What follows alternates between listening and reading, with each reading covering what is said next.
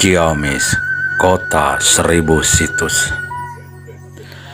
Jejak peninggalan kerajaan Galuh berserakan, membisu dalam sunyi sejarah. Ribuan situs adalah saksi sejarah yang membisu hingga ribuan tahun. Situs-situs itu bercerita banyak tentang bagaimana kerajaan masa lalu. Situs-situs itu merekam jejak perjalanan kakek moyang kerajaan Galuh. Kita banyak belajar dari perjalanan mereka dalam memimpin kerajaan, dalam tata krama, dalam pemikiran, dan dalam adab budaya kerajaan Galuh. Situs-situs itu bercerita bagaimana kakek moyang kerajaan Galuh dalam mengelola alam semesta, mengelola masyarakat Galuh, dan kaitannya dengan ketuhanan yang Maha Esa. Manusia Galuh adalah manusia yang menjaga harmoni kepada Tuhan, alam semesta, dan sesama manusia. Capi, rampak capi ieu mangrupikeun gawe bareng antawis SD 2 Karang Kamulian sareng kawargian adat Galuh Karang Kamulian adu dipimpin ku kersana Bapak Sodikin SPDNM. Subangga urang sakseni rampak capi.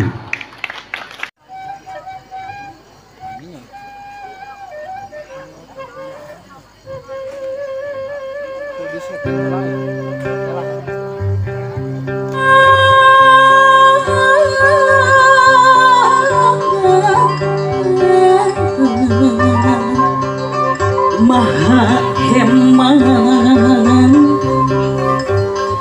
maha asih, maha asih.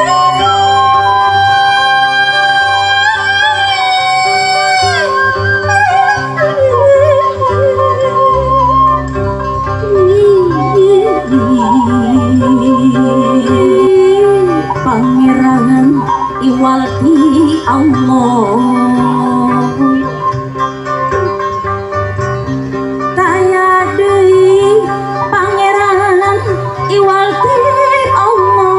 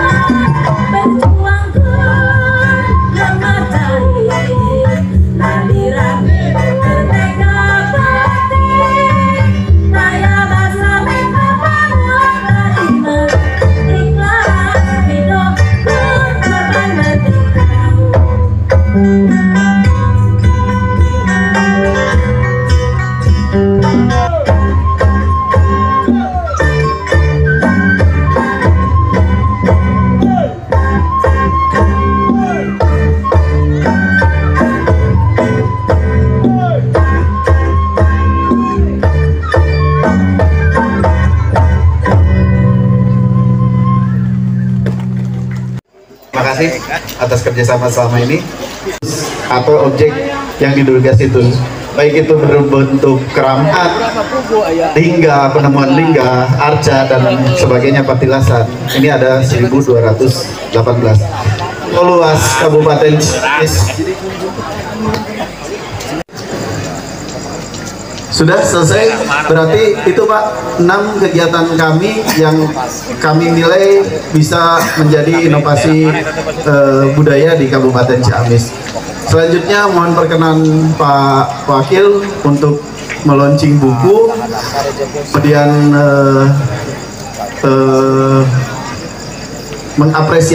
sedikit mengapresiasi kepada teman-teman, karena kita tidak bisa memberikan apapun, nggak tahu mereka nggak butuh mungkin Pak. Bila wiwitan kedalanan lisan prosesi Bapak Buku Saribu Situs Tatar Galuh Kota Saribu Situs buku nujutan situs Tiwangkip Kerajaan Galuh abad ke-7 Gali Kakawali Kirang Langkung abad ke-14 para sepuh bini sepuh lumanjangkeun carita ti hari tepi kaki wari ti opat madahap dicutat dina buku Saribu Situs Hanangni Hana Bangke.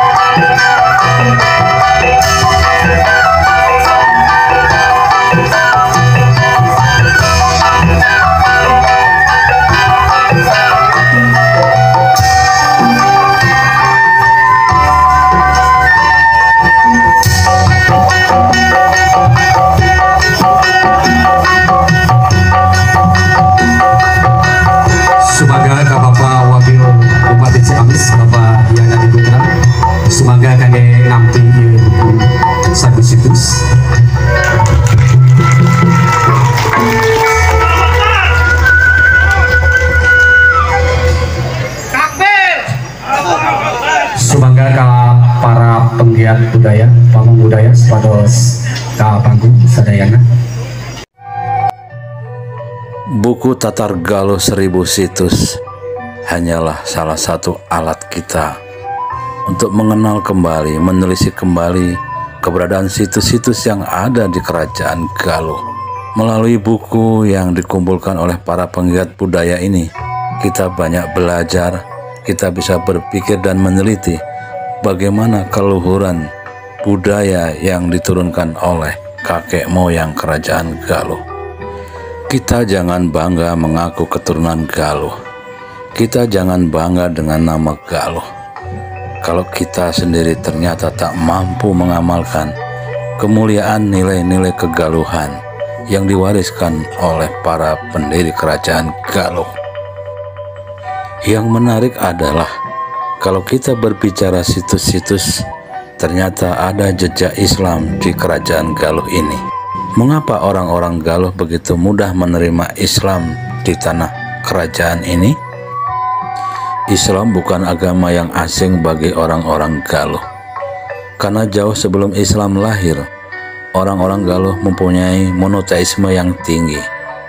Dengan sebutan agama Sang Hyang, Tuhan itu satu. Maka ketika Islam berkembang di Kerajaan Galuh, orang-orang Galuh menerima dengan tangan terbuka karena sistem keyakinan dan sistem akhlak Islam sama persis dengan yang diamalkan oleh orang-orang Galuh.